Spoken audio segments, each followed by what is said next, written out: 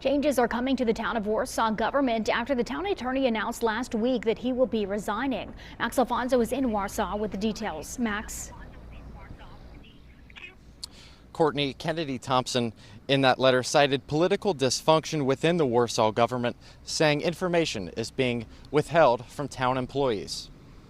Kennedy Thompson, the Warsaw native and the longtime Warsaw attorney, submitted its letter of resignation last week to the mayor and to the commissioners. It cited ongoing issues inside town government. Thompson writes that the withholding of information from employees, legal counsel, and other elected officials makes it difficult to give competent legal advice and protect the town's interests. A Warsaw town commissioner didn't hold back on her thoughts regarding who is withholding the information. Our town manager is the one who runs this town. You know, we as elected officials, we depend on her to be transparent and open and upfront with us in regards to information. And I can say as a public official, there have been information that has not been disclosed to the entire board. Commissioner Wills Wells recalls a June 8th meeting where she requested public information from Lee Turner, the town manager, when trying to finalize the budget. She says her request still hasn't been fulfilled. I demanded public information that I've been demanding for the past 4.5 years that has not been given to me as an elected official.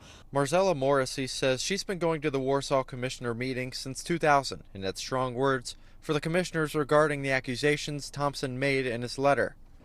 Everything that he spoke was true.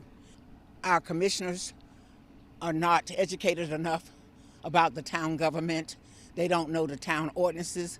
They don't know the general statutes. They don't research and see what the general statute says. Thompson says he'll stay on as the town attorney until July 31st, and today I reached out to the mayor and the town manager for a comment, but have not heard word back. Live from Warsaw, Max Alfonso, WITN News. All right, thank you, Max. Now, in the letter, Thompson added that professionalism is too often replaced with conflict and distraction.